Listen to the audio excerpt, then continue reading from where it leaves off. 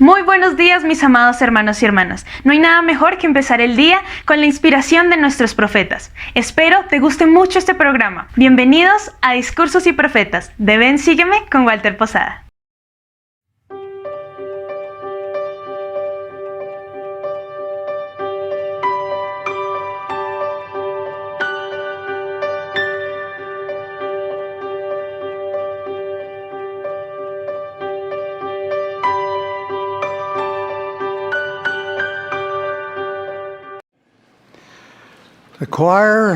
El coro acaba de cantar Dios al mundo amó. Damos las gracias al coro del tabernáculo por la hermosa música que nos ha brindado esta mañana. Al concluir mis palabras, esta sesión finalizará con el coro cantando ¡Qué firmes cimientos! La última oración la ofrecerá el elder Wolfgang H. Paul de los 70 y la última sesión de esta conferencia comenzará a las 2 de la tarde de Salt Lake City. Ahora, mis hermanos y hermanas, vivimos un fenómeno interesante. Un solista canta la misma canción una y otra vez. Una orquesta repite la misma música. Sin embargo, se espera que un orador diga algo nuevo cada vez que habla.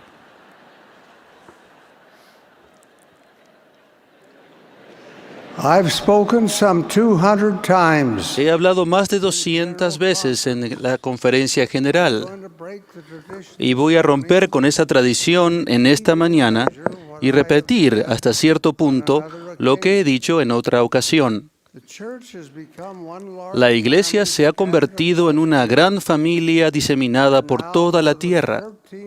Ahora hay más de 300 millones de nosotros en 176 naciones y territorios. Está sucediendo algo maravilloso y extraordinario. El Señor está cumpliendo su promesa de que su evangelio sería como la piedra cortada del monte, no con mano, que rodaría hasta llenar toda la tierra, como se le manifestó a Daniel en una visión. Está ocurriendo un gran milagro ante nuestros ojos. Retrocedamos 184 años al año 1823. El mes era septiembre, la noche del 21 al 22, para ser exactos. El joven José Smith había orado esa noche antes de retirarse a dormir. Él le pidió al Señor que lo perdonara por su frivolidad. Entonces sucedió algo milagroso. Y él dice, encontrándome así, en el acto de suplicar a Dios, vi que se aparecía una luz en mi cuarto y que siguió aumentando hasta que la habitación quedó más iluminada que al mediodía. Cuando repentinamente se apareció un personaje al lado de mi cama. Me llamó por mi nombre y me dijo que era un mensajero enviado de la presencia de Dios y que se llamaba Moroni, que Dios tenía una obra para mí y que entre todas las naciones, tribus y lenguas se tomaría mi nombre para bien y para mal. O sea, que se iba a hablar bien y mal de mí entre todo pueblo. El muchacho debe de haberse quedado atónito por lo que escuchó. Para quienes lo conocían, él era simplemente un pobre joven granjero sin instrucción. No tenía riquezas. Sus vecinos estaban en las mismas condiciones. Sus padres eran granjeros que luchaban por mantenerse. Vivían en una zona rural casi desconocida. Eran personas comunes y corrientes, tratando de sobrevivir por medio del trabajo arduo. Y sin embargo, un ángel de Dios dijo que entre todas las naciones, tribus y lenguas se tomaría su nombre para bien y para mal. ¿Cómo sería posible? Esa descripción se refería a todo el mundo. Ahora bien, cuando miramos hacia atrás 177 años hasta la organización de la Iglesia, nos maravillamos ante lo que ha sucedido. Cuando se organizó la iglesia en 1830, solo había 6 miembros, unos cuantos creyentes, y todos vivían en un pueblo prácticamente desconocido. Hoy hemos llegado a ser la 4ª o 5ª iglesia más grande de Norteamérica, con congregaciones en todas las ciudades importantes. Hoy en día, las estacas de Sion florecen en todos los estados de los Estados Unidos, en todas las provincias del Canadá, en todos los estados de México, en todas las naciones de Centroamérica y en toda Sudamérica. Hay congregaciones en todas las islas británicas y Europa, donde miles de personas se han unido a la iglesia con el pasar de los años. Esta obra ha llegado a las naciones bálticas, hasta Bulgaria, Albania y otros sectores de esa parte del mundo. Se extiende hasta la vasta región de Rusia, llega hasta Mongolia y hasta las naciones de Asia y las islas del Pacífico, Australia, Nueva Zelanda, India e Indonesia, y florece en muchos de los países de África. Nuestras conferencias generales se transmiten vía satélite y por otros medios en 92 idiomas diferentes. Y esto es solo el comienzo. Esta obra continuará creciendo y prosperando, y se extenderá por toda la tierra. Así debe ser si se va a cumplir la promesa de Moroni a José. Esta obra es única y maravillosa. Es fundamentalmente diferente a todo otro cuerpo de doctrina religiosa que yo conozca. Cuando Jesús estuvo en la tierra, dijo: "Y esta es la vida eterna, que te conozcan a ti, el único Dios verdadero, y a Jesucristo, a quien has enviado". A los 14 años, José tuvo una experiencia en esa gloriosa primera visión que fue distinta a cualquier otra que hombre alguno haya registrado. En ninguna otra ocasión de la cual se tenga constancia han aparecido juntos en la tierra Dios nuestro Padre eterno y su amado Hijo Jesucristo, el Señor resucitado. Cuando Juan bautizó a Jesús en el río Jordán, se oyó la voz de Dios, pero nadie lo vio. En el monte de la Transfiguración, una vez más se oyó la voz de Dios, pero no existe registro alguno de que haya aparecido. Esteban vio al Señor a la diestra del Padre, pero ellos no se dirigieron a Él ni le enseñaron. Después de su resurrección, Jesús apareció a los nefitas en el hemisferio occidental. La voz del Todopoderoso se escuchó 3 veces al presentar al Cristo resucitado, pero el Padre no se apareció.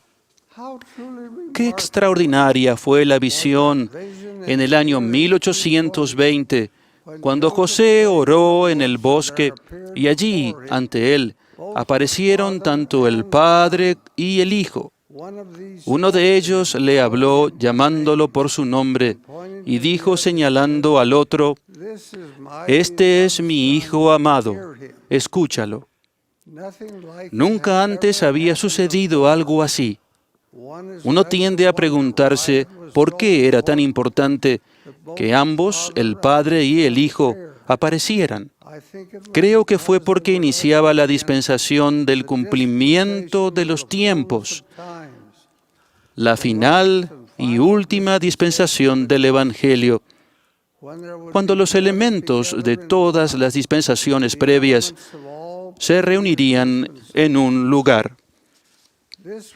Ese iba a ser el último capítulo en la larga historia de la relación de Dios con el hombre y la mujer en la tierra. Después de la muerte del Salvador, la iglesia que Él había establecido poco a poco cayó en la apostasía. Se cumplieron las palabras de Isaías que dijo: y la tierra se contaminó bajo sus moradores, porque traspasaron las leyes, falsearon el derecho, quebrantaron el pacto sempiterno.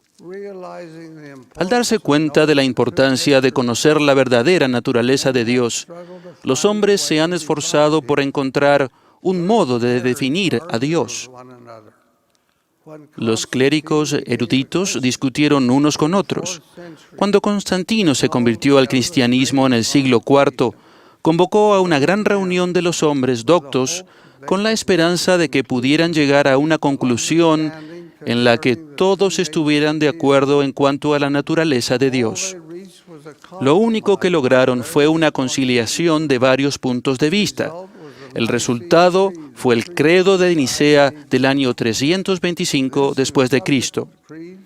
Desde entonces, ese y los credos posteriores se han convertido en la declaración de la doctrina en cuanto a la naturaleza de Dios para la mayoría de los cristianos. Los he leído varias veces. No los puedo entender.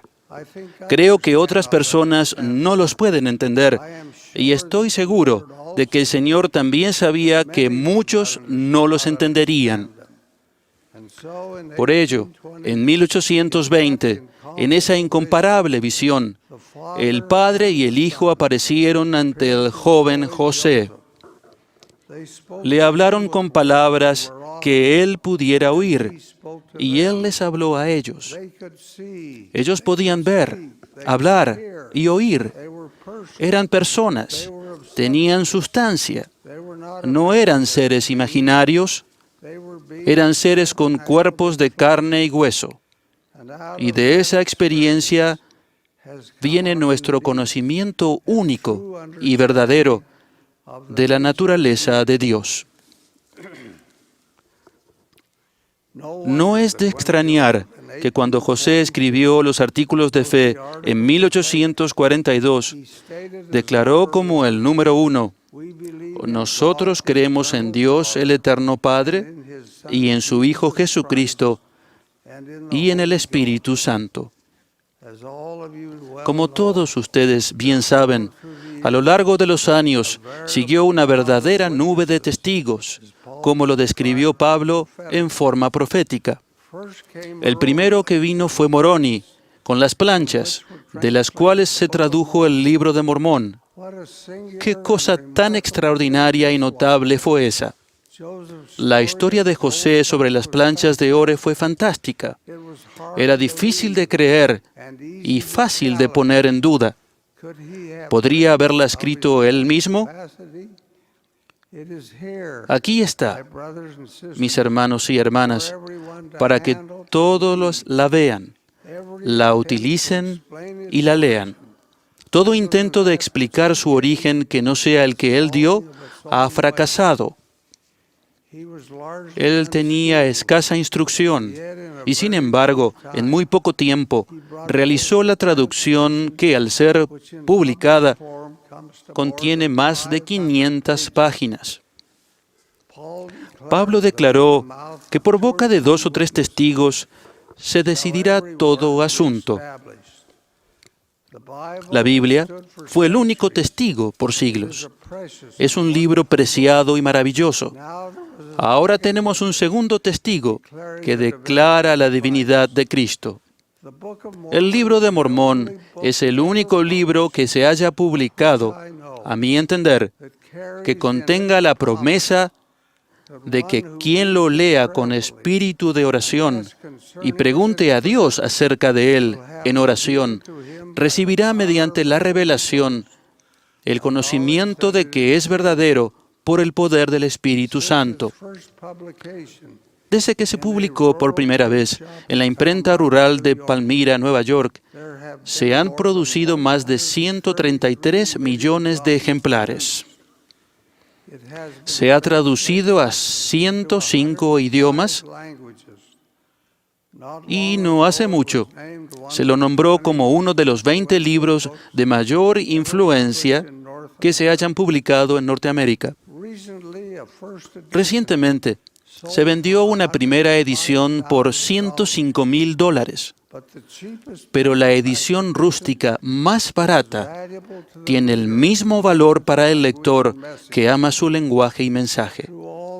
A lo largo de todos estos años, los críticos han tratado de explicarlo, han hablado en contra de él y lo han ridiculizado, pero el libro ha perdurado y su influencia hoy es mayor que en cualquier época de su historia. En esta serie de acontecimientos siguió la restauración del sacerdocio, conferido por seres resucitados que lo poseían cuando el Salvador anduvo en la tierra.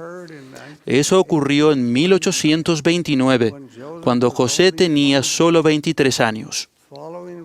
Después de que se recibió el sacerdocio, se organizó la iglesia el 6 de abril de 1830, cuando José era un joven que todavía no había cumplido 25 años. Una vez más, la organización es única y distinta a la de la cristiandad tradicional. Funciona en gran parte bajo ministros laicos. Su rasgo distintivo es el servicio voluntario. Al crecer y extenderse al exterior, miles y miles de hombres hábiles y fieles han dirigido su obra. Hoy me maravillo ante las extraordinarias cosas que Dios reveló a su profeta escogido, cuando todavía era joven y completamente desconocido. El lenguaje propio de esas revelaciones es superior aún a la capacidad de un hombre de gran instrucción. Estudiosos que no son de nuestra fe y que no aceptan nuestra excepcional doctrina se sorprenden ante el gran progreso de esta obra que llega al corazón de las personas en todo el mundo. Se lo debemos todo a José el profeta, el vidente y el revelador, el apóstol del Señor Jesucristo, que fue preordenado para venir en esta generación como un instrumento en las manos del Todopoderoso para restaurar a la tierra lo que el Salvador enseñó cuando caminó por las calles de Palestina. A ustedes, a cada uno de ustedes, hoy declaro mi testimonio del llamamiento del profeta José, de su obra, de que selló su testimonio con su sangre como mártir de la verdad eterna. Ustedes pueden testificar de lo mismo. Ustedes y yo nos enfrentamos al simple hecho de aceptar la verdad de la primera visión y de lo que siguió. La validez de esta iglesia se basa en la realidad de esa visión. Si es real, y yo testifico que lo es, entonces la obra en la que estamos embarcados es la obra más importante sobre la tierra. Les doy mi testimonio de la veracidad de las cosas de las que he hablado e invoco las bendiciones del cielo sobre ustedes. Que las ventanas de los cielos se abran y se derramen bendiciones sobre ustedes como lo ha prometido el Señor. Nunca olviden que esa fue la promesa de Él y que Él tiene el poder y la capacidad de ver que se cumpla. Ruego, al dejar mi amor y mi bendición con ustedes, en el sagrado nombre de nuestro Señor, de nuestro Redentor, sí, el Señor Jesucristo. Amén.